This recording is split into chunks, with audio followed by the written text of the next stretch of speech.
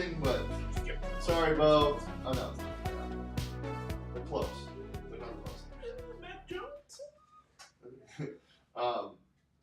But we're skipping because Resident Bills fan, Shawn DePaz, Yeah, is here doing the show with me. So, we're going to talk AFC East today. This division's crazy. Absolutely wild because you have Aaron Rodgers and that whole story of, for the second time. Hello? Hello? We good? For the second time, a division or a team that was just a quarterback away. But is this Jets team going to be a quarterback away? Like, is it like the Broncos last year where they were supposed to be a quarterback away and ended up not being? You have Tua's return, and is he going to be as good as he was last year at their best? Is he going to be able to stay on the field? Can Teron and Armstead stay healthy? And then you have the Patriots, who they have an offensive coordinator now, and they have one of the most elite defenses in the NFL. And Juju. I forgot about him. I would say all four of these teams are in my top 15, maybe even 10 defenses in the NFL going into this year. Would you agree? Yes, the Bills are a big question mark for me just because of the departure of Leslie Frazier for the year. Yeah. Sean McDermott is going to be calling plays, so it'll be interesting to see how that changes the defense. But yeah, I mean, I'm losing Terrell Edmonds is going to be Tremaine Edmonds. Yeah. I call him his brother's name now. Tremaine Edmonds is going to be interesting. But yeah, defense is going to be healthier, right? They lost Micah Hyde and getting ahead. Okay, sorry. Let's get into the Bills then. Okay, let's talk about some of the guys they lost. You mentioned Tremaine Edmonds. Yes. You mentioned a guy you didn't mention a guy, but a guy who came to this team 2 years ago, Jamison Crowder, who I thought was actually going to do it, and he just got buried on the depth chart. So he's no longer on the team. Isaiah McKenzie's gone. Resident wide receiver 3 for your Buffalo Bills. Resident always is going. He's gonna have catches this game, right? And then didn't. Yeah. And you're losing Devin Singletary, which is whatever running backs are. Yeah. Disposable. Yeah. Outside of that, where is the biggest hole that you're worried about? The biggest? It's the receiving core. I mean, outside, you saw it for most of last year, especially in the second half of the season. Defenses just covered Stephon Diggs and said, go figure it out. And Josh Allen was not really capable of doing that. He panicked, I think, a lot and made a lot of mistakes. So, yeah, I mean, for me, it's really is somebody in the receiving core, pass catcher, is going to be able to step up and provide some support for Stephon Diggs. Because they did not acquire really any help outside of drafting Dalton Kincaid, I guess. And is Josh Allen going to be able to relax and take better care of the ball, especially in the red zone? We'll see. Yeah, health is another big thing too, especially at the safety position. Nothing happened there. Nothing bad happened with the safeties. Well, yeah. Are Poyer and Hyde going to be good to go? I believe so. Okay. Hyde had the weird neck thing for most of last year, but which I is think very scary. Yes. That made Doug Baldwin retire and Cam Chancellor. Taylor Rapp is an underrated signing, I think. I like Taylor Rapp as a backup safety. So if they do have to go that, and he does have to play in that strong safety position, I don't hate it. He can also play. What's it called? Some nickel as well. So that's fun. Let's talk about some of the guys that they got or brought back. They obviously re-signed Milano and Poyer. See, number 69 in the top 100. His debut in the top 100 NFL players, number 69. Matt Milano? Yeah. Really? Nice. That's fun. But my favorite addition of not the offseason, but definitely in this division, and Aaron Rodgers joined this division, is Damien Harris. I love it. It's big, especially, I mean, not that he was really a big part of necessarily the rushing attack, but losing, I almost said Najee Harris, Naheem Hines. Yeah, I mean, it's interesting because it was not a team that really used their running backs a whole lot as running backs. And a big problem last year for the Bills was they couldn't close games out. Yeah. That was a lot because they had no rushing attack. It was either Josh Allen super soldier or they had to throw on downs where you need to run the ball to milk clock. Yeah.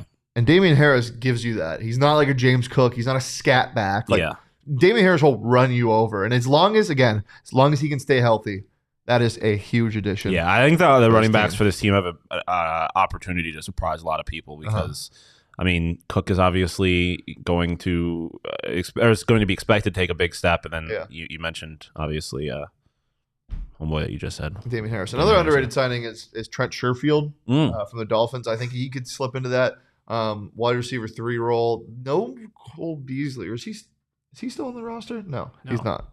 They just signed him for like the rest of the season. Yeah, that's right. Year. That's right. That was a rental. I think he retired. Did he? I think so. Okay. And Khalil Shakir, we'll see what happens in year 2 for him. Yeah, but I'm not. He had a couple flashes, but I mean, Gabe Davis needs to have a better year too. He was everyone's like fantasy darling last year. Everyone thought he was going to take a huge leap after.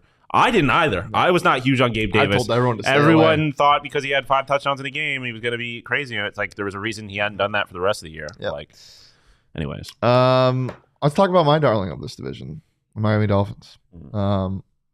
Another big addition in this division, Jalen Ramsey, who now we know is out until December. Yeah, that's tough. But did avoid a more serious injury, so at least they got that going for them. They brought in Braxton Berrios, who is a fun receiver to have on your roster just because he has a fun name. I mean, I think for me, the big addition for them is Mike White. Because you know what Tua was last year. Yeah. You know he's not able to stay healthy, and I think Mike White showed on a number of occasions that he is I think he's an above-average backup quarterback. He can win you games, especially when you put talent around him. And my darling for the division is the Jets, which we'll talk about in a second. But obviously, there's no doubt that as far as offensive talent, the Dolphins are stacked. So I think if Tua gets hurt, which obviously hopefully he doesn't, but I think them adding Mike White puts them in a position to be a lot better, or not better if they lose Tua, but still be good if they lose Tua. Yeah, it's all about what Tua is going to look like to start this year, and if Teron Armstead can stay healthy as well.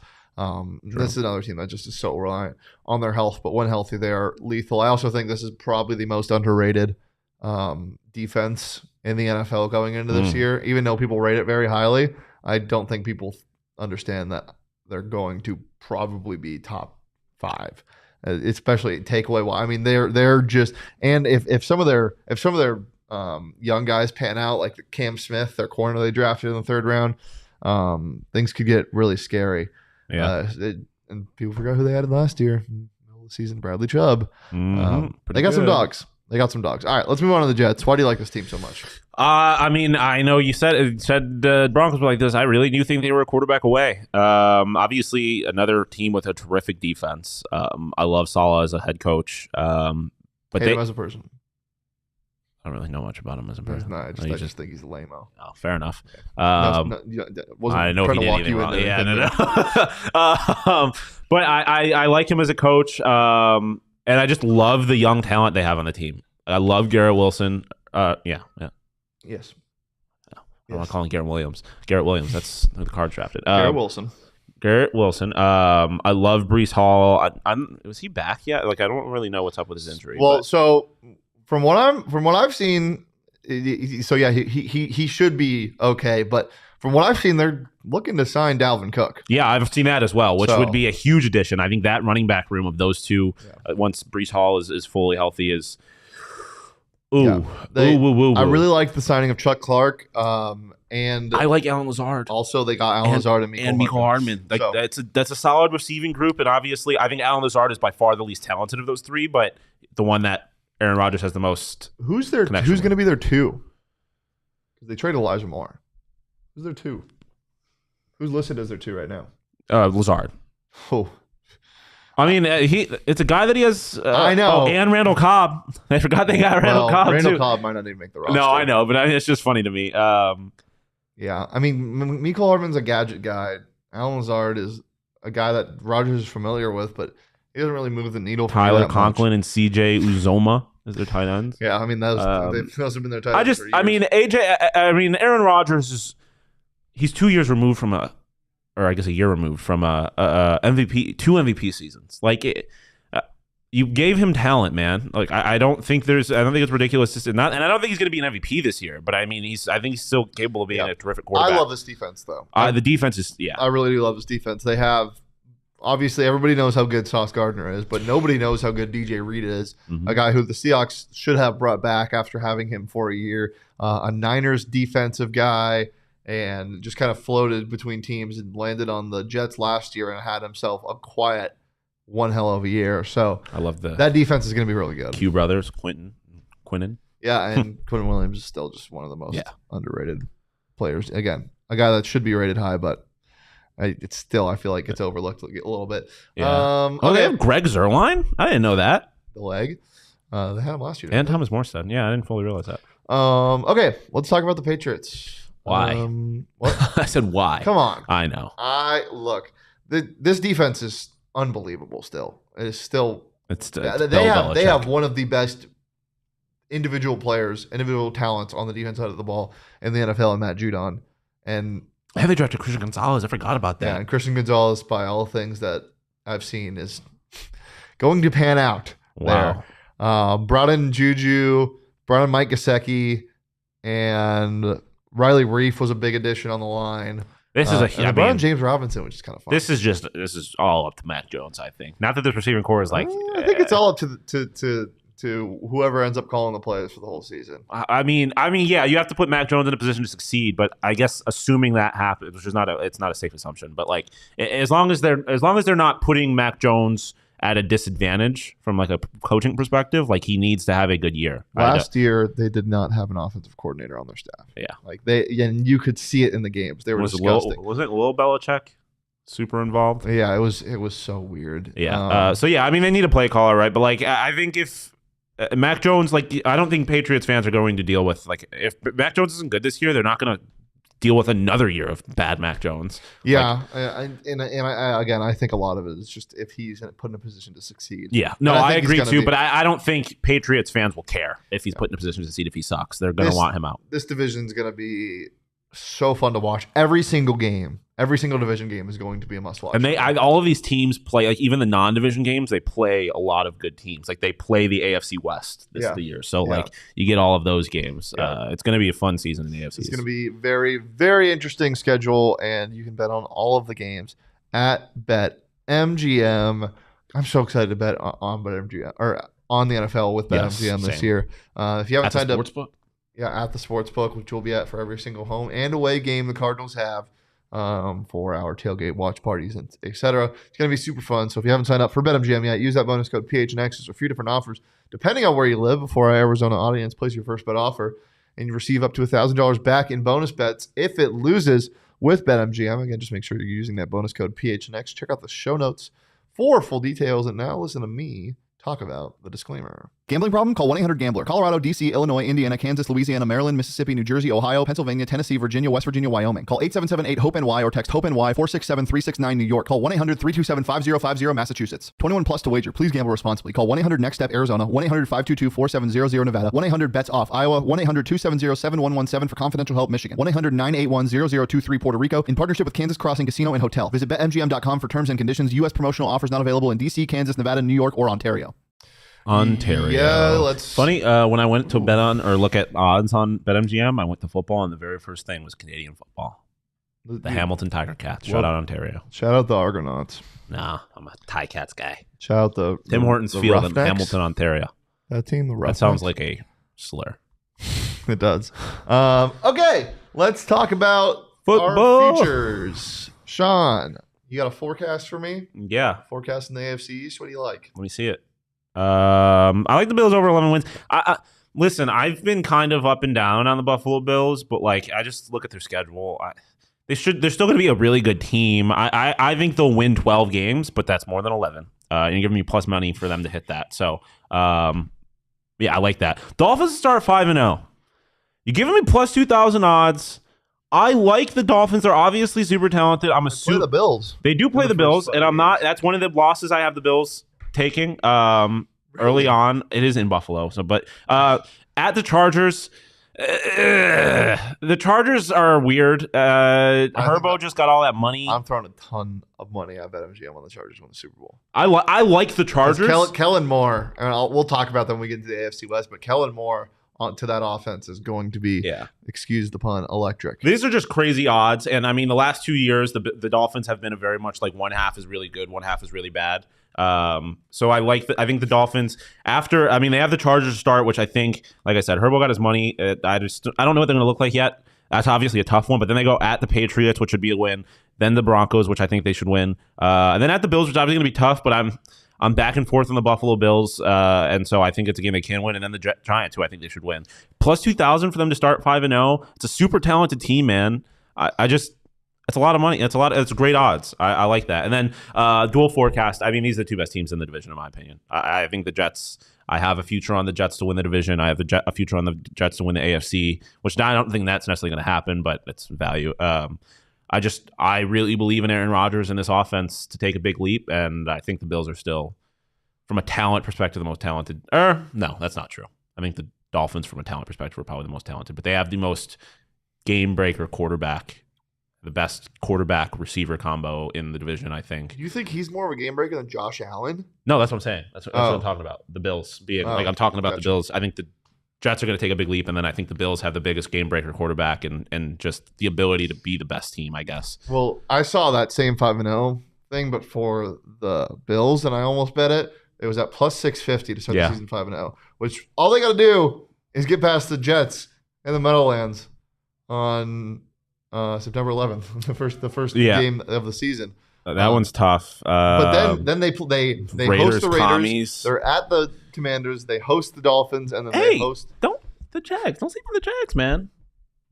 What? They host the Jags. I like the Jags. Actually, they don't host the Jags. I think that's it's a Euro game. Oh, it is a Euro. Oh, so it's a road game because that is Jags country. Let's ride. That one worries me a little bit. I'm not gonna lie. The Jags are, I think, going to be really, really good. Dude, I saw a clip of Calvin Ridley running routes. Oh, everyone's seen that. Oh my Everyone God! On Twitter seen that. It's my God! We talked about that in our AFC South preview. I put money on Trevor Lawrence to win the MVP already. Oh wow! Trust me. All right, let's go ahead and look at my forecast for this division. Can Calvin Ridley win Comeback Player of the Year? I doubt it. And that would be hilarious. Nobody's going to win it. Bills over 10.5 wins. No one's going to win it? No, because Damar Hamlin's going to win it. Bills over 10.5 wins at minus 140. I'm just taking their regular. I'm not taking their alternate like you did. This is easy. Like winning 11 games, cakewalk for the Bills. Patriots over 7.5 wins. I know they have a tough schedule. I know they're playing in a tough division, but 8 wins for a Belichick team is crazy. They are going to get this. Every single team in this division is going to be over 8 wins. And then Bills and Dolphins, I think these are the best 2 teams in the divisions. I think the Dolphins are my Eagles from last year. When we were doing these last year, I said that the Eagles had the most stacked roster in the NFL. This year, I'm saying it's the Dolphins. The Dolphins are deep at every position, whether that be skill positions like wide receiver, whether that be their plug-and-play running backs, whether that be their corner room, their secondary, their safeties, who Javon Holland, still really good. Their edge rushers, they are good everywhere. The Dolphins are going to be good if they can stay healthy. Yeah, I mean, the only thing he didn't mention was the quarterback, though, and I'm just never going to be super confident in that team. Not that Tua is a bad quarterback, but I would say that their weakness is their quarterback position, and that worries me. Yeah, but it's not a glaring weakness. It's their only weakness. That's the worst weakness to have. I know, but it's not a glaring weakness. Yeah. You're not looking at the quarterback. But if you had to pick out it's a glaring weakness in the sense that you could, in 2 plays into the first game, be playing your backup quarterback. Oh, it's better than having your left tackle be your worst link. That's true. And so, Teron Armstead, please stay healthy. Yeah. All right, Shawn. Props for some players in this division. Props. Fade Dawson Knox. I listen. I'm big on Dalton Kincaid. Dawson Knox was everyone thought he was going to have a big year last year because of what he did the year before. He didn't. I think in due time, this is going to be Dalton Kincaid's job, or at the very least, he was pretty good though. Yeah, I mean, but he just wasn't crazy production. Yeah. And so I think you give Dalton Kincaid some time, he will at least start taking reps, if not taking the starting position from Dawson Knox. So I'm fading him there. That's a really gross Bills prop for you. Aaron Rodgers over 27.5. I was taking the over no matter what this line was. I think he's throwing 30 touchdowns this year. I'm just so in. Yeah, that's a crazy line. I'm just so in on this. When's the last time? Well, let me look at this. Yeah, I'm just so in on the Jets. I'm gonna keep saying it. I really believe in them. Again, they were a team last year where they won last year. He only threw 26. Yeah, with no receivers, man. What? He's pretty on and off with the touchdowns. But he hasn't had receivers. I think he's got. I think this is the best receiver. He threw 48 touchdowns in 2020 with no receivers. Yeah, but that's what exactly. I think Garrett Wilson is the best receiver he's had in a minute. Okay, Fucking really? Who's the last? Devontae Adams? Oh, sorry. Yeah, no, hand up. Yeah, hand up. That's on me. Second best receiver he's had in a minute. Yeah. And then Josh Allen under 13.5 interceptions. I think they're going to try and run the football a little bit more, particularly in the red zone, which is just going to give Josh Allen less opportunities to make mistakes and make the offense less predictable. And it's plus money. So double my money on backing my quarterback. I'm going to take it. I like this a lot, and that's why I have this rushing prop for Josh Allen. Josh Allen over 550 rushing yards. He had like 700 or something last year, and I think they're going to overcorrect with his problems of interceptions, kind of like they did after his first year. Yeah, when they just kind of dialed it in a little bit. I think they're going to be a more surgical offense this year. So. They're still going to let Josh Allen take his deep shots, but you're going to see shades of that 2021 season. Yeah, I think they saw last year that their offense was too predictable. Like it's going to open everything up more if you can run the ball and you can, like you said, be more surgical. And then you talked about the guy who apparently is better than Devontae Adams, Garrett Wilson. Garrett Wilson, wide receiver 1 for Aaron Rodgers, 1150 receiving yards. I'm hammering this over. I did say it was the best receiver he's had in a minute. I didn't specify how long that minute was. It was 2 years. Garrett Wilson is going to smash this total. He had, I think, over 1,000 last year already, and that was with Zach Wilson, Joe Flacco, and then Jalen Waddle. Crazy, Joe Flacco. People think Jalen Waddle is just a deep threat. Like people think he's just this guy who just is a burner, which he is. Yeah. I mean, he runs like a 3.9 flat 40, but he is also a physically imposing threat, and I think they're going to go to him a lot more in the red zone this year. He had 8 touchdowns last year. He had 6 his first year. I think he has 10 this year. I think it's just going to keep going up. So give me his over on touchdowns at 7.5 at plus 105 at BetMGM. I like it. I like you, and I like doing the show every single Monday through Friday at noon-ish right here on the PHNX Sports YouTube channel. And every single Friday, we do a division preview every single day until the regular season starts of the NFL. Super excited for that. Humming, baby. Super excited to do it with our friends at BetMGM, and super excited to be on the ASU show. That's the countdown's running right now, guys. Go hop in that chat. And we'll see you here on Monday. Have a safe and fun weekend. But until then, peace, love, and... Hey. You're supposed to say it back. Hey. Let's go, Buffalo. Bills make me want to shout.